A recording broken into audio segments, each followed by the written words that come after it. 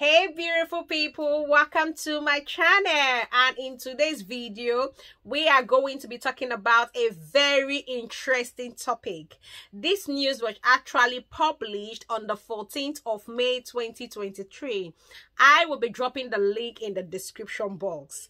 Now, Suella Braverman is the Home Secretary in the United Kingdom, and she has said that the English people or the Britons or the British people should be trained on how to drive trucks, on how to work in the meat industry, on how to work in the farm industry, on how to pick crops, as these positions are being filled by foreign workers, making their net migration to increase drastically. I will be telling you everything about that in today's video, as well as keeping the link for you in the description box so that you can as well read for yourself. If you are meeting me for the very first time, my name is Violet Okolocha. I live and I practice in the United Kingdom. So without wasting any of your precious time, let's get directly into the video. So do me a favor, like this video, share this video, and of course, don't forget to subscribe. All right, let's get to the matter of the day.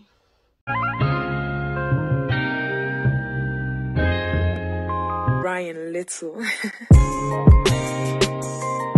Guys, welcome back to my channel. Please do it to like, to share, and don't forget to subscribe.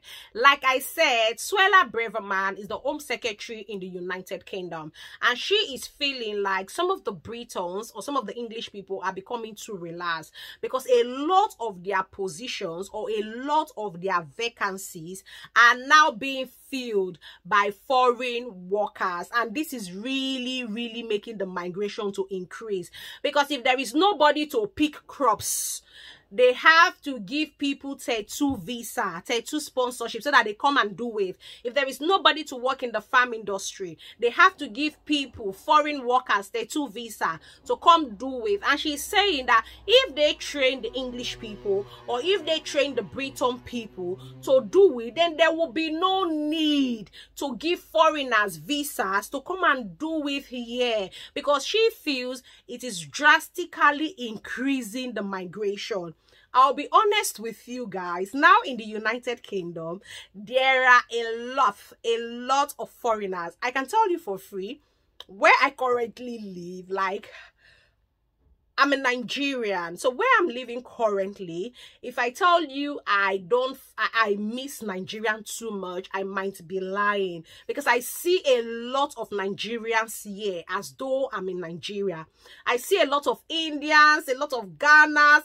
It's just so mixed with diverse people from diverse country. So I think she's trying to really, if you don't know her, she was the one last time that was talking about the students bringing in too many dependents, and she was the one trying to say if they could cut down on dependents. She cannot make this decision on her own completely, because she has to make it with the Prime Minister and she has to make it with the cabinet crew. But this is what she's suggesting, that if the English people can pick fruits, they don't have to give the visa to a foreigner to come and do it. By so doing, that will help them cut down migration. Like, there are a lot of visa sponsorship for farmers to come into the UK, seasonal worker visa, a lot of sponsorship for them to come and pick fruits, for them to work in the meat industry, for them to drive truck, a lot of visa. So she's saying that if their people, or if the Britons, the English people, can do this, then there will be no need to give people visa to come and do it here in the UK. Somebody is saying in their mind, I beg you, they should keep their job. How can I leave my country and come here and be picking fruits? I laugh at you, because what they are going to pay you, even some managers don't earn it back in their country. So, but it is what it is. So that's what it is saying. And so she is thinking, United Kingdom, the English people, some of them don't work. And if you're not working in the United Kingdom, the Britons or the English people who don't work in the United Kingdom, they are entitled to a lot of benefits.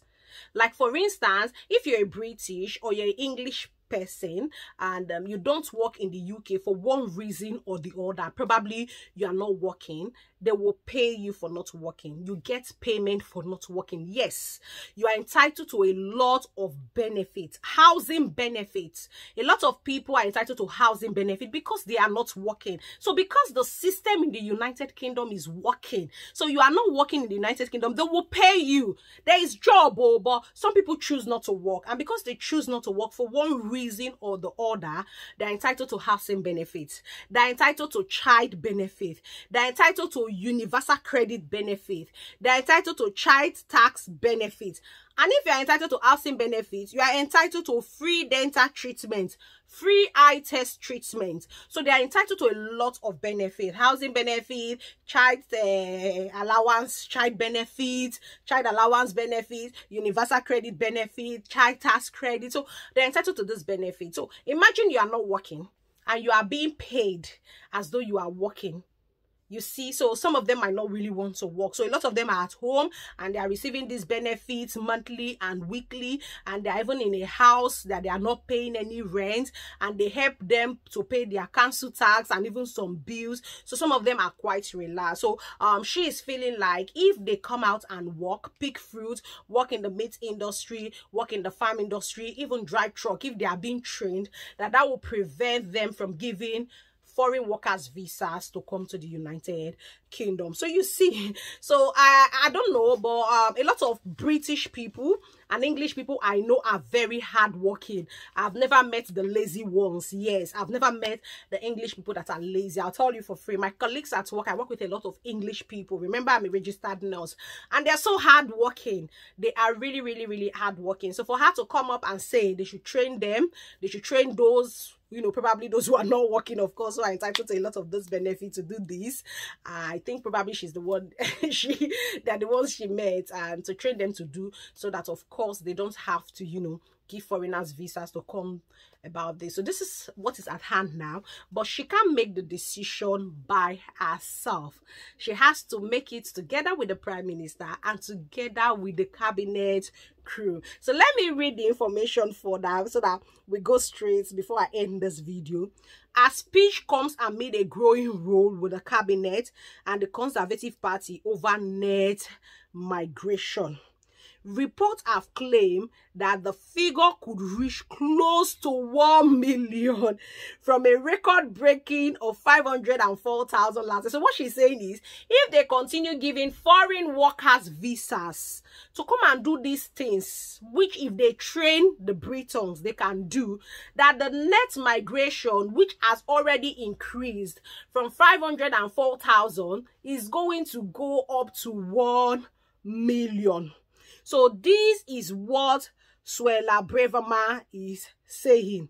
There is no good reason why we cannot train the Britons to pick fruits and to drive high goods vehicles, instead of giving visas to foreign workers to come do it for us. So I think she's really keen on stopping migration, because the migration level is really rising, and I will tell you for free that the migration level is really rising. Like now, getting an accommodation in the UK is a big deal. Like sometimes you can spend 4 months to get an accommodation in the UK. Oh, I'm not joking, because there are just a lot and a lot of people, and I think that's what she's trying to tackle. Like, so if we train people, or we train the Britons to pick fruits, to work in the farm industry, to work in the fish industry, to work in to drive high goods vehicles, we might not need to give visas to foreigners to come do this job for us.